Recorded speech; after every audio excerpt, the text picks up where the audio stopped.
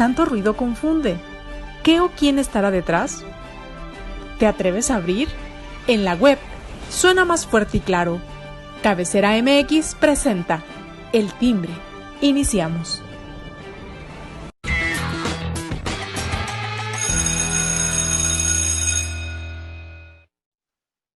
¿Qué tal? Buen miércoles para todos. Ya estamos aquí en el Timbre Online, como siempre, cada miércoles acompañándonos. Surya Palacios, ¿cómo estás, Surya? Hola, ¿qué tal, Alberto? Muy bien. ¿Qué tal, Héctor? Buenos días para ti. Excelente, bienvenida. Héctor Romero, ¿cómo estás? Hola, buenos días, Surya, buenos días, Alberto. Pues aquí con el gusto de estar otra vez con ustedes compartiendo este espacio. Excelente, excelente. Ese es el ánimo con el que hay que empezar cada día.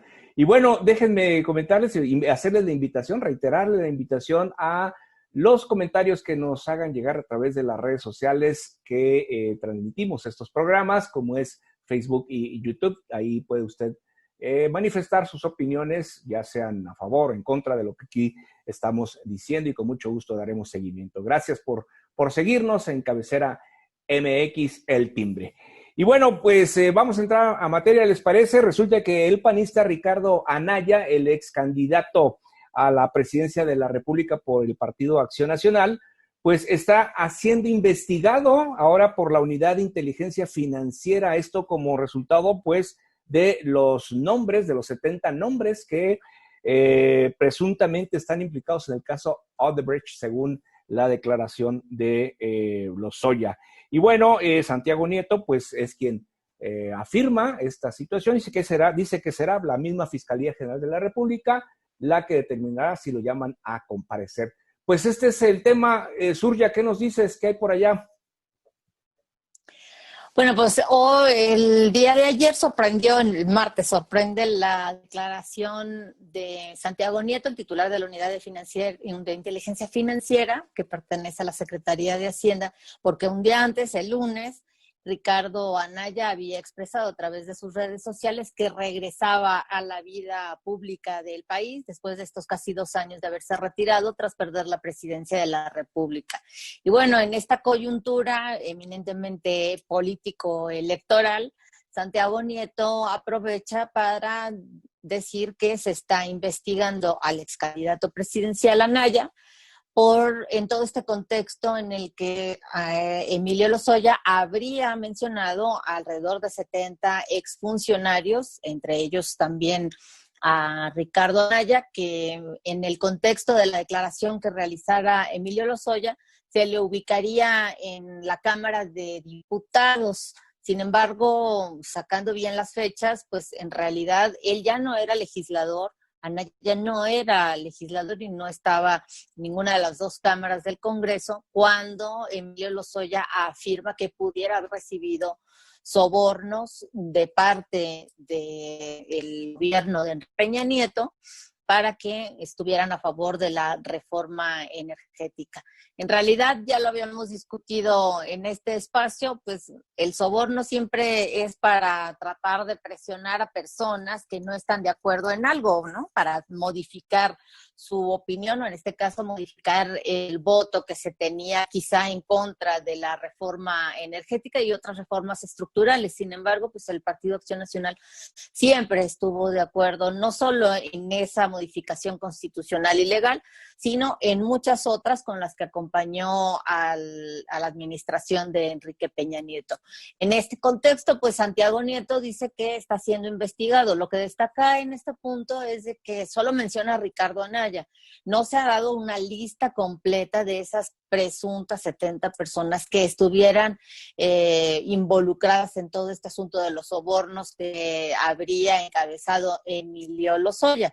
Sin embargo, en su declaración, la que se hizo pública, la que se filtró por ahí, se comunicó 20 personas y son funcionarios o algunos legisladores, 6 legisladores en esa declaración de hechos que se presentó ante el Ministerio Público, y algunas otras personas que, digamos, pertenecen a la vida política nacional.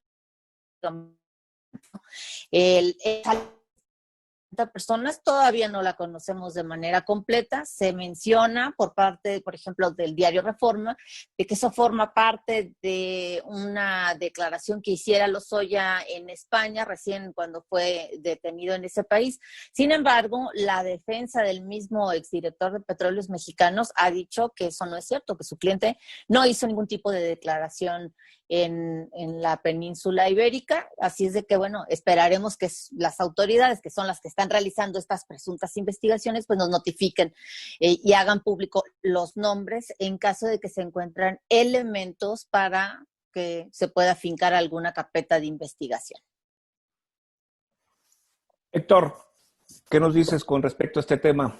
Fíjate que a mí me preocupa mucho porque al final de cuentas la UIF no es otra cosa más que una simple unidad de la Secretaría de Hacienda y Crédito Público, pero que en 2004 que nació como un órgano técnico dedicado a estudiar desde el punto de vista financiero a los delincuentes de cuello blanco, a atacar a los narcotraficantes, a atacar a los terroristas, que fue el proyecto que nace desde el seno de la OCDE, el G14, el G8, perdón, impulsa esto para el efecto de, a través de que el grupo que se llama el Grupo de Acción Financiera de estos grandes países, crean la unidad de inteligencia financiera, se incorpora a nuestra legislación en el 2004, y siempre el titular de la UIF desde 2004 hasta la fecha había tenido un perfil bajo.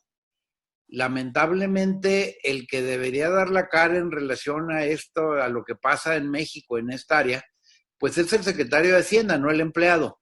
Lamentablemente, en este sexenio se le ha dado demasiada importancia a la UIF y la verdad se ha convertido en el arriete contra la oposición de parte de la 4T. Si ahorita vemos el ánimo protagónico de Santiago Nieto para todo, menos para atacar a los narcotraficantes, porque ellos nada más los atacan a través de supuestos aseguramientos de cuentas que les está levantando el Poder Judicial. Ya no sé si lamentable o afortunadamente, pero por el otro lado vemos que si hay manifestaciones por lo del agua allá en Chihuahua, aparece Santiago Nieto y los congela las cuentas. Aparece ahora en escena el joven maravilla, el muchacho del PAN, y inmediatamente denuncian que ya lo están investigando la UIF porque lo señalaron. Pues espero que mañana no me tengan a mí también en la lista por criticarlos, ¿verdad? Pero al final de cuentas, insisto, de ser un órgano técnico dedicado a buscar narcotraficantes, a buscar terroristas, se ha dedicado a atacar a los opositores al presidente. Con respecto a lo que comentas, Héctor, ¿coincidencia o ya es algo premeditado esto que de repente la Unidad de Inteligencia Financiera investigue a Ricardo Anaya justamente en el momento en que decide retornar a la vida pública? ¿Será coincidencia o es premeditación, Surya? No, yo creo que está premeditado el mencionar que supuestamente hay una investigación en su contra en todo este contexto, insisto. No lo dijo Santiago Nieto que de manera aislada, solo exclusivamente a Ricardo Anaya se le esté investigando, sino que a partir del caso de Emilio Lozoya se tienen a varias personas, mencionó 70, de una lista de 70 políticos que estarían siendo investigados para, si se encuentran elementos, luego turnar el caso a la Fiscalía General de la República. Y de hecho, bueno, pues desde el inicio de semana ha sido protagónico Santiago Nieto, no solo desde el inicio de este sexenio, porque el lunes informó la Unidad de Inteligencia Financiera que ha bloqueado 5,678 millones de pesos y 344 millones de dólares en 25,337 cuentas bancarias. Claro que estas cifras son solo las que tiene la Unidad de Inteligencia Financiera, porque posteriormente los afectados promueven amparo y estas cuentas son desbloqueadas. Esos detalles del desbloqueo no los informó el lunes Santiago Nieto, pero bueno, no es de extrañar que en este contexto de protagonismo político del titular de la UIF se estén dando este tipo de declaraciones y de manera espontánea, porque en realidad se le estaba preguntando, fue una entrevista ahí, como se le conoce en la jerga periodística, banquetera, en la que se le estaba preguntando si iba a haber más investigación o fincarle algunos otros cargos a Emilio Lozoya. Y por cierto, en esa respuesta es cuando Santiago Nieto aprovecha para mencionar que se investiga a Ricardo Anaya. No es casual porque, insisto, bueno, si son 70 nombres, no solo debería mencionar a Anaya, también debería de pues dar una lista, si no de los 70, pero no los traía ahí en ese momento, pero sí algunos 3, 4, 5 quizá, ¿no? Digamos como recurriendo a la memoria, pero solo recordó el nombre de Anaya. No es la primera vez que desde la Fiscalía General de la República o desde alguna instancia del gobierno federal trata de atacársele al ex candidato presidencial. Hay que recordar que antes de que se diera su candidatura también se había dicho que la Fiscalía General de la República, otrora PGR, lo estaba investigando. Al final de cuentas no resultó en nada, era evidente que había un golpeteo político y yo creo que en esta ocasión será de la misma forma. Están, digamos que, tratando de llamar la atención, de descalificar a un personaje que, aunque se haya retirado de la vida pública en estos últimos 2 años, pues sigue teniendo sus seguidores. No olvidemos que fue un contendiente digno en la pasada elección presidencial, no ganó y bueno, aceptó su derrota, se retira un momento y ahora él dice que regresa para retomar sus actividades y tratar de hacer oposición, que está hasta el momento muy desaparecida desde que ganó López Obrador, de que son grupos ciudadanos que en realidad están al presidente, pero pues de paso, ¿no? O sea, esto sobre todo de la Unidad de Inteligencia Financiera y que, como dice Héctor, sí, lamentablemente esta institución ha sido utilizada para golpear políticas no tienen igual que el presidente. Héctor, ¿los nombres que están en la lista podrán ser algún otro candidato, posible candidato? ¿O por qué no, como dice Surya, por qué no revelar ya los nombres de todos los que están en la lista de los 70 que denuncia o señala Lozoya? A ver, imagínate que el fiscal general de la República, cada vez que tiene una carpeta de investigación, saliera a hacer públicos los nombres. Pues eso va contra la propia naturaleza de una investigación penal. Además, tanto la Constitución como el Código Nacional de Procedimientos Penales, en su artículo 113, como derecho del imputado, está que debe ser considerado inocente hasta que demuestres tu culpabilidad. Entonces, ¿cómo es posible que la Unidad de Inteligencia Financiera se atribuya declaraciones de esta naturaleza de que está investigando a tal o cual persona? Porque entonces, ¿dónde queda la presunción de inocencia? Yo no defiendo a Anaya ni defiendo a alguna persona que quieran señalar como delincuente. Lo que defiendo es el derecho mexicano y la presunción de inocencia ante todo. O sea, el señor será culpable el día primero que lo encuentren, que fue con presunción de que realizó operaciones con recursos de procedencia ilícita, y en segundo lugar, que un juez lo sentencie y que esa sentencia quede firme. En ese momento ya podremos decir que el señor es culpable. A ver, ¿por qué en el caso de Lozoya le dicen por su nombre nada más y una N? Y en el caso de Ricardo Anaya, desde el momento salen a hacer público una manifestación de que el señor probablemente sea investigado, esté siendo investigado. Entonces, ¿dónde está el trato del indiciado? Si uno de los propios derechos es ser tratado con respeto y dignidad, ese es un respeto que debe guardar la autoridad ministerial, tanto persecutora del delito como en el caso de la Unidad de Inteligencia Financiera. Entonces, no deberían divulgar los nombres. Eso de que Lozoya lo dijo, bueno, Lozoya señaló hasta la cocinera, yo creo, porque lo que él está buscando es que lo exoneren del delito, y él está culpable de decirlo, que le pongan enfrente y firmar para salir bien librado con una figura del derecho penal que le permite que le revoquen el delito gracias al cambio de información.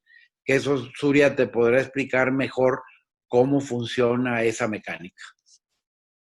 A ver, Surya, explícanos.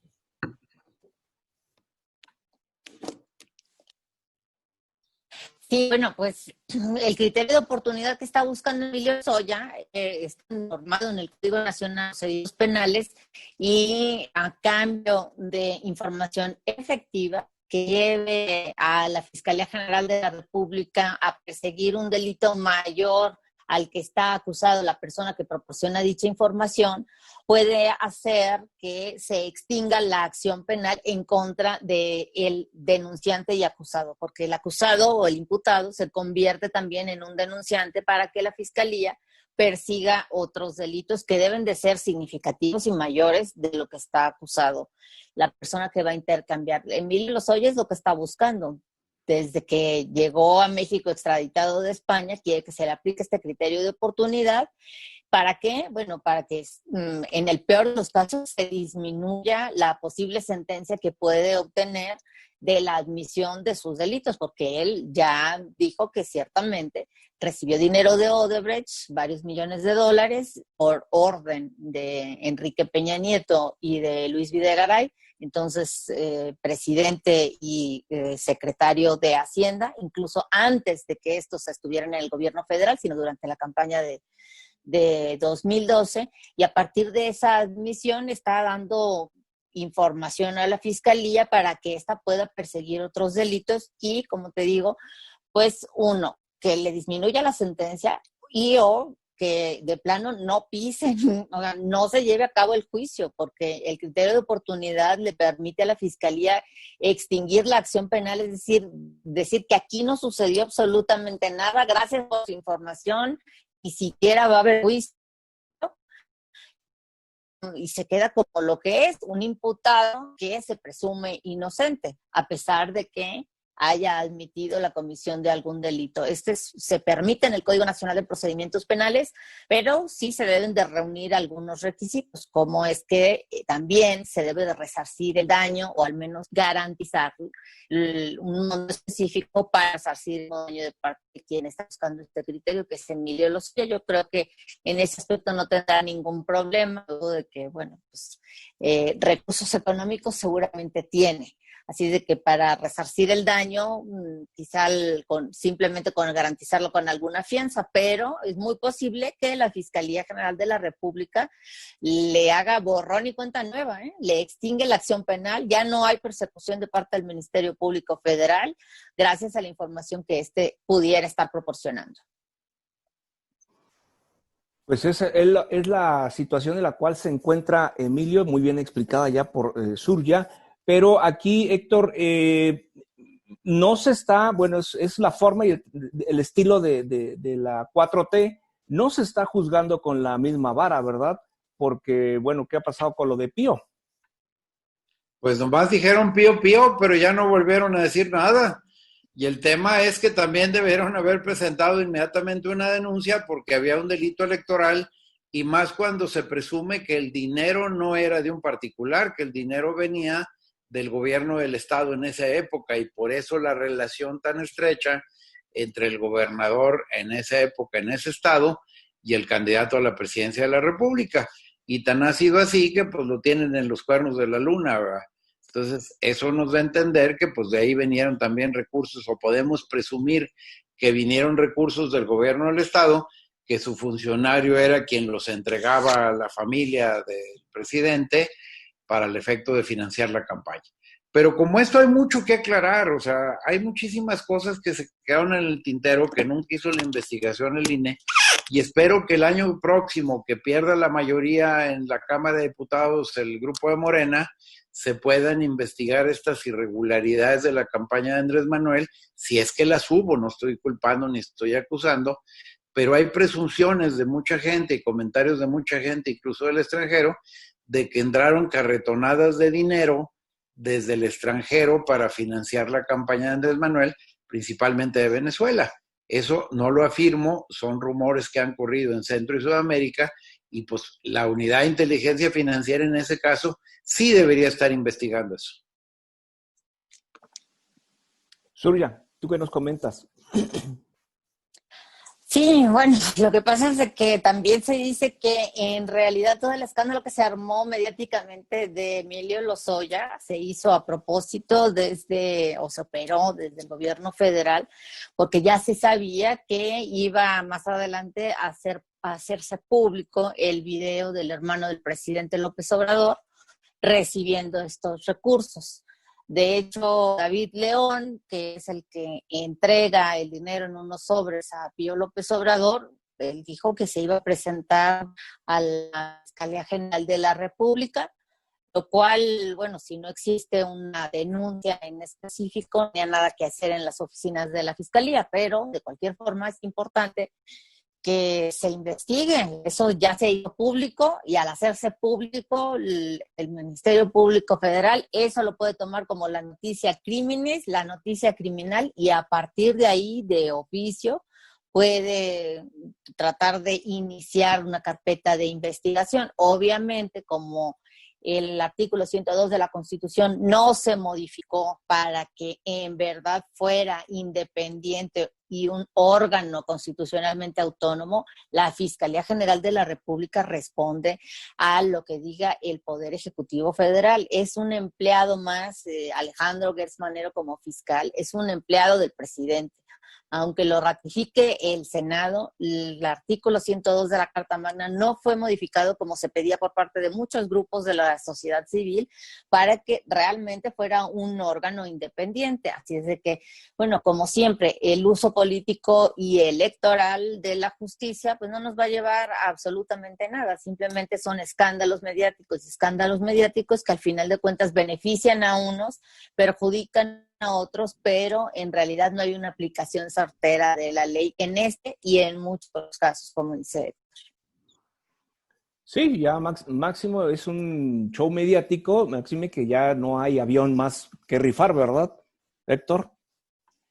Bueno, ya no van a rifar el avión, ahora van a rifar un acceso a la piscina de Dos Bocas, donde nos van a permitir ir a nadar ahí después de la inundación. Pero ahora dice Rocío Nale que con tantito que le dé el sol se seca, que no pasa nada. Después de las fotografías que vimos de la inundación, yo tengo mis dudas de que vaya a secarse en poquitos días y que el daño de la inundación que se presentó ayer sea menor, ¿eh? Yo creo que se les va a trazar bastante la obra emblemática del presidente, que no tiene razón de existir desde el punto de vista de técnicos internacionales del petróleo. Y también los temas que hay ahí pendientes en materia de Santa Lucía, ¿no? Problemas ahí con el INAH también, ¿no, Surya? Sí, bueno, y por cierto, parte de esa temática del aeropuerto de Santa Lucía formaba parte de una propuesta de consulta popular que se presentó ante el Senado de la República, que solo se presentó la intención de algunos ciudadanos para recabar firmas. Al final no cumplió ni con los requisitos esenciales, que es primero tener la justificación, presentarla a la Cámara, alguna de las dos cámaras del Congreso, y posteriormente con los formatos ya en específico ir a recabar las firmas. De hecho, fueron 7 propuestas de consulta o solicitudes de consulta popular que llegaron al Senado, que no se concretaron al final de cuentas, y entre ellas estaba una en específico que pedía se consultara si la ciudadanía pudiera o votar o no acerca de la viabilidad del nuevo aeropuerto en Santa Lucía, o quedarnos con la obra que ya fue desmantelada del nuevo aeropuerto de la Ciudad de México. Y al respecto, bueno, pues sí, como dice Héctor, son las obras emblemáticas del presidente que están en el presupuesto con bastantes aumentos. Para eso sí hay recursos de los impuestos de todos los mexicanos, y lamentablemente para cosas que deben de ser esenciales y que son prioritarias para enfrentar la crisis económica que tenemos, para fortalecer el sector salud, que también está muy diezmado. Para eso no hay recursos. Tampoco hay recursos para apoyar la lucha en contra de la violencia en contra de la violencia que sufre la mujer. Y pues así nos vamos a llevar todo el sexenio. Al final de cuentas, lo único que, como mencionaba Héctor hace rato, La verdad, lo único que podemos esperar es de que en el 2021 pierda la mayoría Morena en las dos cámaras.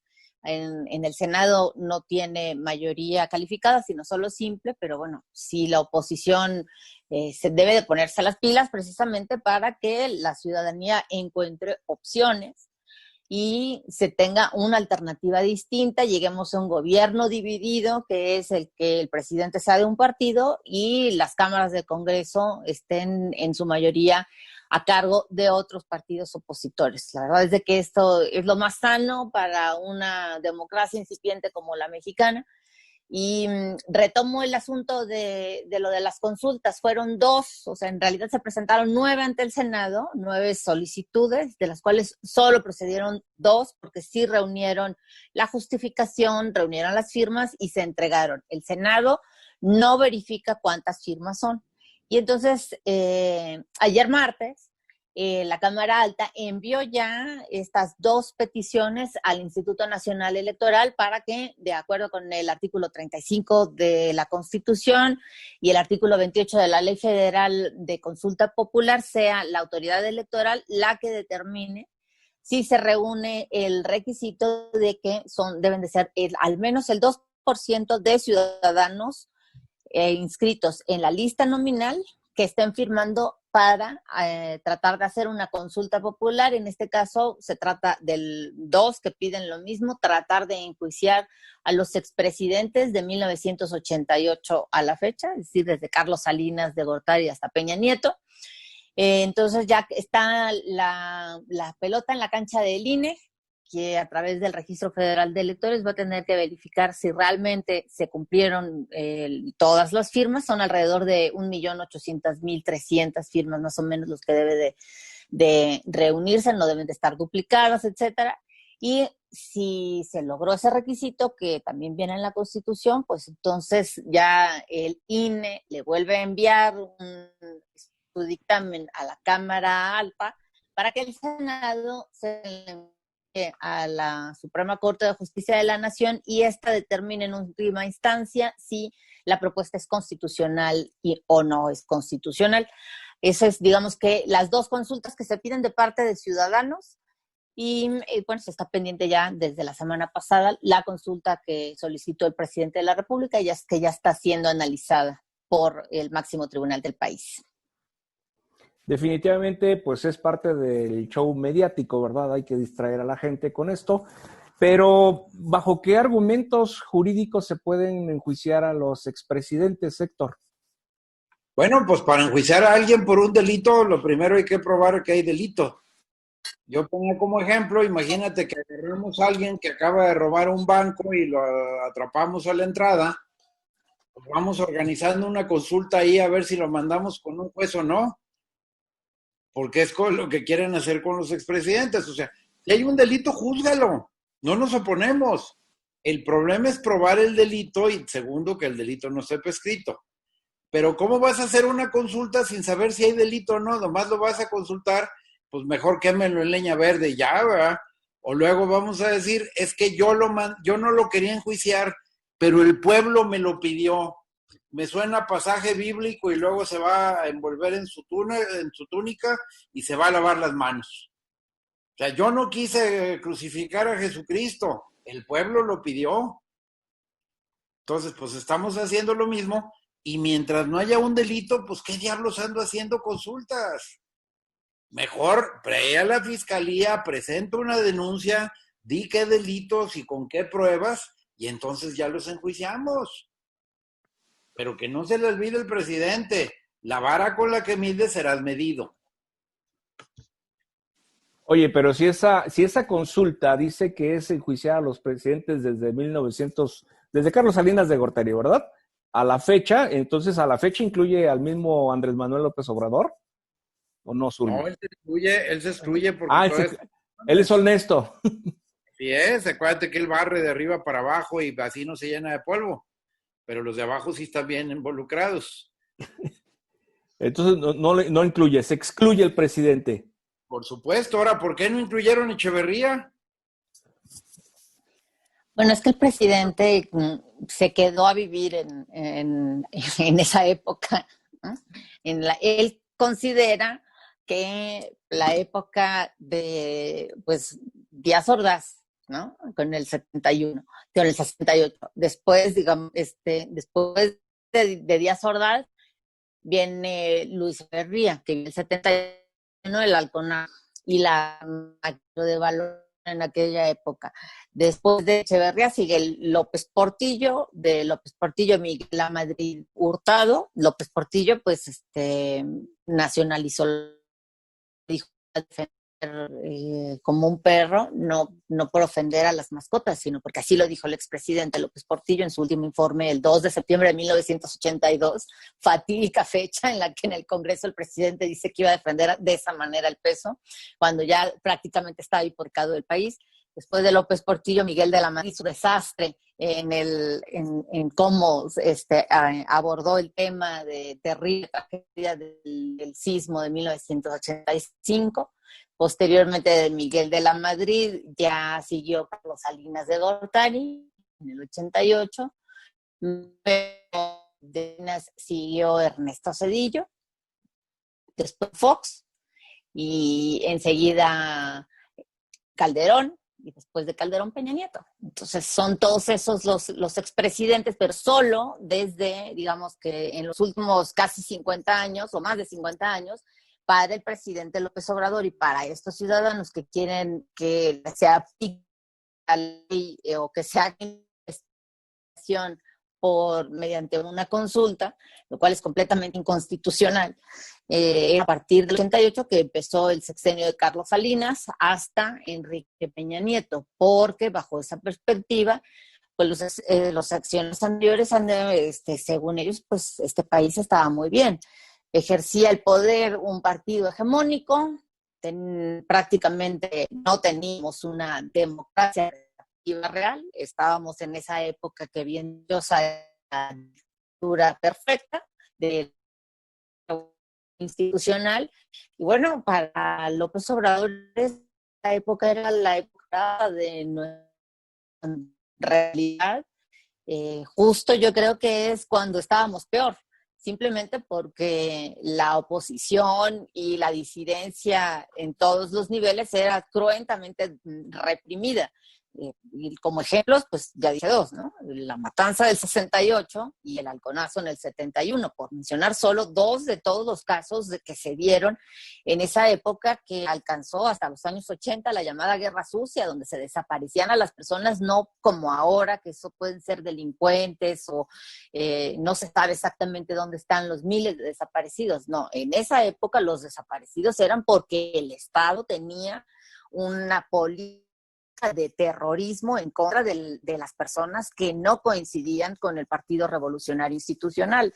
Y tan es así que se investigó ya cuando estuvo Vicente Fox, hubo una fiscalía especializada para eso. De hecho, se juzgó sin consulta popular, se inició una investigación y se hizo declarar ante un juez a un expresidente, que es Luis Echeverría Álvarez, que esa fiscalía especializada lo acusó de genocidio, nada más, de un delito de lesa humanidad que no prescribe. Así, y no se requirió ningún tipo de consulta, simplemente se trataron de reunir los elementos para que se pudiera probar ante un juez la comisión de ese delito. Al final de cuentas no prosperó porque un juez así lo determinó. La ley no puede aplicarse por consenso, porque como dice Héctor, pues entonces estaríamos regresando a la época de Poncio Pilatos, después de, no sé, la Edad Media, ¿no? En donde dicen, bueno, ¿qué onda? Lo quemamos, lo juzgamos, es un hereje, ¿no? Es una bruja, cosas de ese tipo. Al final, los primeros feminicidios en el mundo fueron esos, la quema de brujas, por el simple hecho de que las mujeres eran diferentes. Y lo mismo ocurría también con los hombres. No podemos regresar a esas épocas. Es inconstitucional, la Corte debe decirlo de esa forma, y más porque los expresidentes en ese momento que ejercían el cargo con fuero, así es de que no va a prosperar. Y como ya lo mencioné en semanas anteriores, el presidente, cuando la Corte diga que es inconstitucional ese tipo de consultas, el presidente le va a echar la culpa al máximo tribunal del país, va a decir que los ministros son unos conservadores, que no quieren el cambio. Ya sabemos todo cómo trata de justificar el presidente todas sus derrotas, cuando en realidad él solo está cometiendo algo que es una aberración jurídica. Habría que recomendarle un libro muy bueno, que por cierto juró cumplir y hacer cumplir cuando tomó posesión, se llama La Constitución. Híjole, pues muchas cosas que todavía hay pendientes para aclarar con todo esto que se está dando desde Lozoya. Y bueno, todo es mediático, a fin de cuentas, va con un fin electoral.